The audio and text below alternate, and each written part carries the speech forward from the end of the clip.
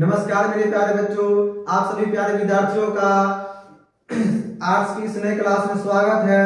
Arts की इस नई क्लास में हम सबसे पहले जानने वाले हैं ज्योग्राफी विषय के बारे में कि आखिर जो ज्योग्राफी विषय है मेरा, जिसको हम भूगोल कहते हैं, वो आखिर है क्या चीज, इसमें हम पढ़ते किसके बारे में है। तो सबसे पहले हम जानेंगे भूगोल के परिचय के बारे में। आप जैसा यहाँ पीछे मेरे लिखे हुए दिख रहे हैं, इंट्रोडक्शन ऑफ क्या चीज, तो ज्योग्राफी यानी कि भूगोल का परिचय।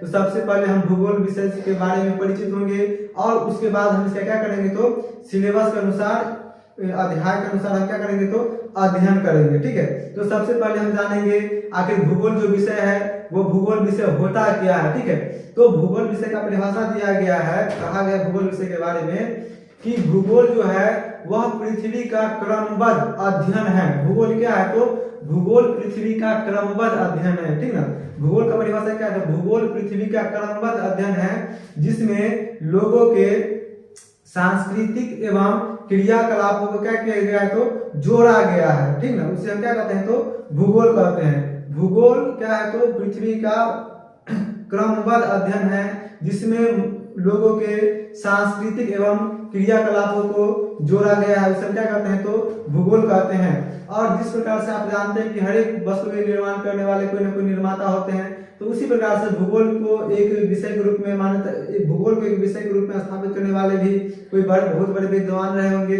तो उन बड़े विद्वान का नाम क्या रहा होगा, तो उनके जो भी रहे होंगे उनको हम जनक बोलते हैं। तो उन जनक के बारे में हमको पढ़ना है, उनको जानना है और उसके बाद हमको भूगोल की परिभाषा को समझना है और भूगोल के बारे में जो भी हमारे पास जो इससे परिचित होने वाली जो जानकारी है वो सभी पहले जानकारी को हमको जानना है, पढ़ना है।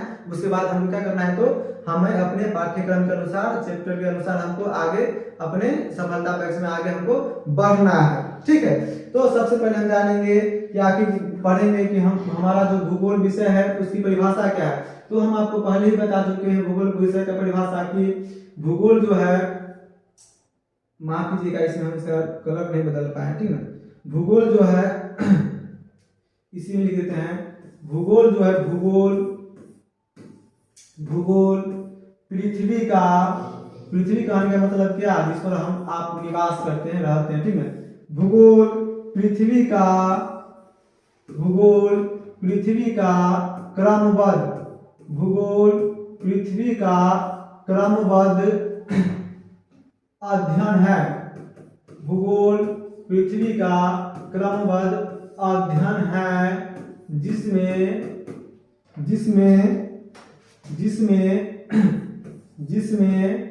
क्या किया गया है, तो जिसमें मानव के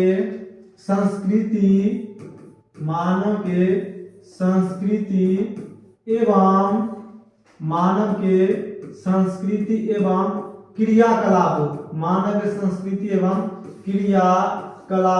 क्रियाकलापों को जोड़ा गया है।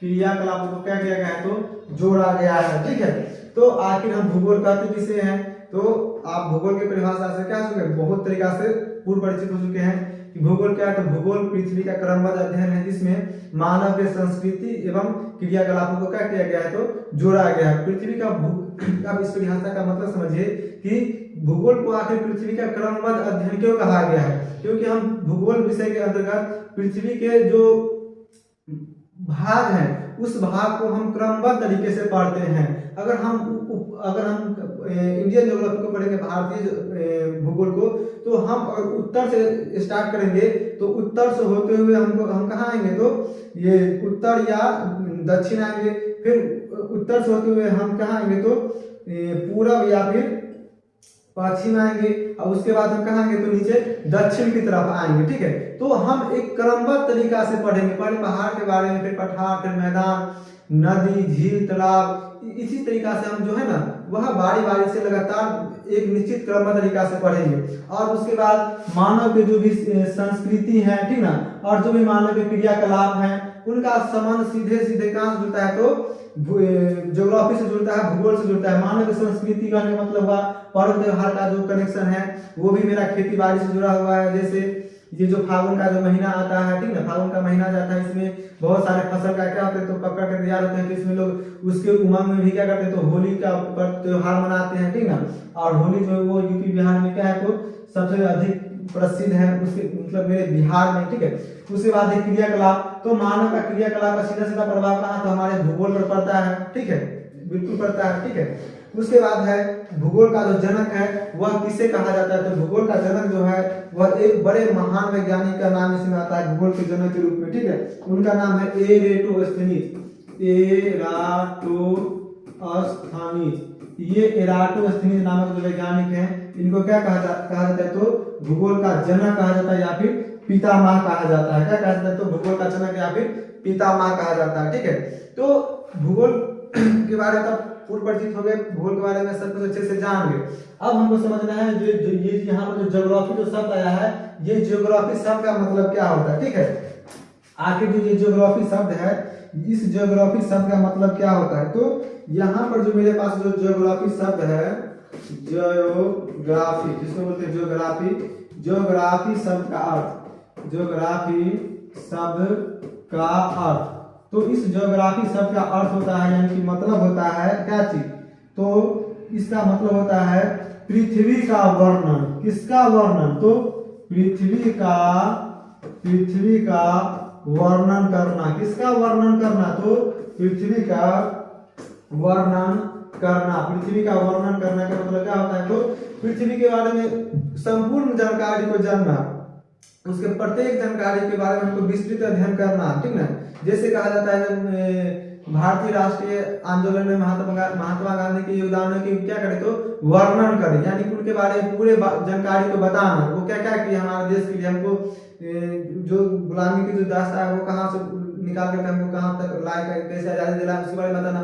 उसी प्रकार से ये पृथ्वी जो है वह पहले क्या स्थिति में था, फिर कहाँ इसमें परिवर्तन हुआ, परिवर्तन होते होते होते आज इतना जो बड़ा जो साम्राज्य बन चुका है पृथ्वी पर, वह कैसे बना। तो इन सभी के जो वर्णन है वह किसमें किया जाता है, तो भूगोल विषय यानी कि ज्योग्राफी में किया जाता है। इसीलिए ज्योग्राफी का शाब्दिक अर्थ क्या होता है, तो पृथ्वी का वर्णन होता है। क्या होता है, पृथ्वी का वर्णन होता है, ठीक ना। अब देखिए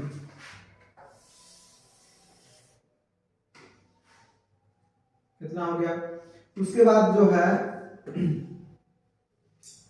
उसके बाद मेरा क्या है, तो ये भूगोल में जो इंट्रोडक्शन है वह इतना ही तक होता है। अब आगे के जो क्लास है वो हम आपके पाठ्यक्रम के अनुसार नियमित रूप से सफलता बैच में कराएंगे। धन्यवाद।